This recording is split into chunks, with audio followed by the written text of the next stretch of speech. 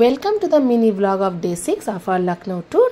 ভোরবেলা 4টে নাগাদ উঠে আমরা ভাবছিলাম অযোধ্যা যাওয়া যায় কিনা। তো অযোধ্যা যেতে গেলে রিধিকে নিয়ে একটু চাপে পড়তে হতে পারে, তো সেই সব কনসিকোয়েন্সেসের কথা ভেবে আমরা সিদ্ধান্ত নিলাম যে আজকে যেহেতু সানডে, তাই এখানে এমন একটা কিছু ঘুরতে হবে যেটা একটা মেমোরেবল প্লেস হতে পারে।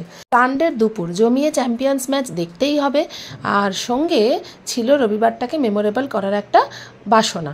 তো এইভাবে আমরা এগিয়ে গেলাম লখনৌয়ের রাস্তায়। অটো করে যাচ্ছি, অটো বুক করে নিয়ে সোজা যাচ্ছি।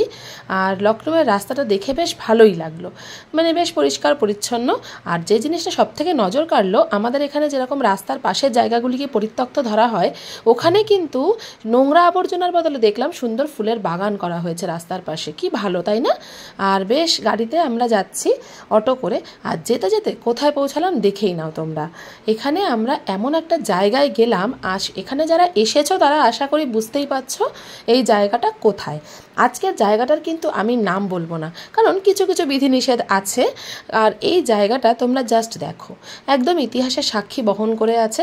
হঠাৎ করে এসে একেবারে দু চোখ জুড়িয়ে গেল যে ও বাবা, এ তো প্রচুর বড়, মস্ত বড় একটা স্মৃতিসৌধ। এখানে প্রবেশ করতেই তার ভিউটা ছিল একদম এরকম, সুন্দর সাজানো ফুলের বাগান আর ইতিহাসের সাক্ষী বহন করা মস্ত বড় একটা স্মৃতিসৌধ। অগণিত পর্যটক, আর তাদের ভিড়ে দুপুরের রোদ্দুরে, টান টান রোদ্দুরে আমরা গিয়েছিলাম। সানগ্লাস ছাড়া তো তাকানোর কোনো উপায় নেই। আর এখানে একটু ঘুরতে ফুরতে মানে কয়েকটা ফটো তুললাম। ফটো তুলে, যেহেতু এখানে রিলস বানানো একদমই বন্ধ, তাই স্টিল ফটোই আমাদের তুলতে হলো। আর এখানে রিধির একটু আনন্দের জন্য, আর এখানে দেখো পরীর মতো রিধি কেমন উঠে যাচ্ছে টুকটুক করে। এত বড় বড় সিঁড়ি, অথচ একটুও ভয় পাচ্ছে না। কি দারুণ। আর এখানে দেখো এই মস্ত বড় স্মৃতিসৌধের সামনে রিধিকে একদম ছোট্ট পরীর মতো লাগছে। আর এখানে ভেতরে প্রবেশ করার পরে ভিউটা ছিল এই রকম।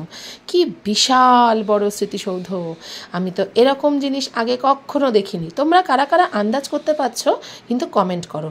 এরপরে যেখানে গেলাম সেটা আমার জীবনের সব থেকে বড় একটা থ্রিলিং জায়গা ছিল। আশা করি ধরতে পেরেছো আমরা কোথায় যাচ্ছি। কি উঁচু উঁচু সিঁড়ি এক একটা। আর এখানে যে পথটা তোমরা দেখছো, এটা একটা অদ্ভুত জায়গা।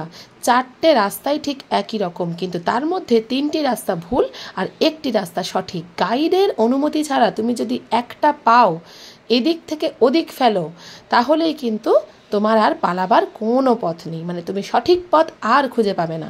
তাই তোমাকে অনুসরণ করতে হবে এক্স্যাক্টলি গাইড যেটা বলছে। একদম ছিলাম আমরা একটি টিমে, আমরা আমাদের গাইডকে অনুসরণ করছিলাম। আর সব থেকে মজার ব্যাপারটা কি জানো তো, একদম শেষের দিকে, মানে এই যে জায়গাটা, এখানে একদম আমরা অন্তিম পর্বে এসে প্রায় আধ ঘন্টা লেগেছিল আমাদের এই জায়গাটা ঘুরতে।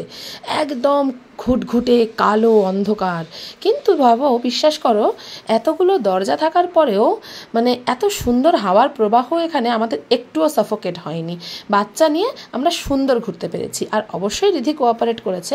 সব থেকে মজার বিষয়টা কি জানো তো, এই জায়গায়, ঠিক এই জায়গাটায় গাইড একদম আস্তে আস্তে ফিসফিস করে কথা বলছিল, আর আমাদের সেটাকে ইকোর মতো কানে জোরে জোরে বাজছিল। তাই যারা ভাবছো যে ফিসফিস করে কথা বললে কেউ বুঝতে পারবে না, এই জায়গাটায় কিন্তু একটা টুইস্ট আছে তাদের জন্য। তাই দেওয়ালেরও কান আছে জায়গাটা, এই জায়গা থেকেই তৈরি হয়েছিল কথাটা। আর কি অদ্ভুত আর্কিটেকচার, পানি ফলের আটা, খেজুর গুড়, আখের রস, এই সব দিয়ে নাকি তৈরি হয়েছে স্থাপত্যটা। কিন্তু দেখো কয়েকশো বছরেও স্থাপত্যের কোনো রকম পরিবর্তন হয়নি। সত্যি মানে ইতিহাস না সায়েন্স সবই গুলিয়ে যাচ্ছিল। আর এইটা ছিল আমাদের এন্ট্রান্স। তারপরে এই জায়গাটায় একটু সাফোকেশন কাটানোর জন্য গাইড আমাদের কয়েক মিনিটের ফটোশ্যুট করার জন্য একটা অবকাশ দিয়েছিল।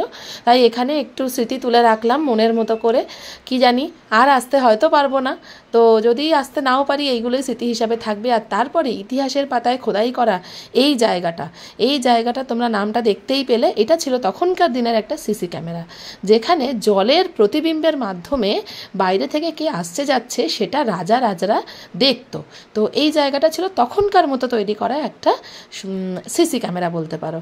আর কি অদ্ভুত জায়গাটায়, মানে এত অন্ধকার, অথচ যত ভেতরে ঢুকছি তত ঠান্ডা লাগছে। কি অদ্ভুত না?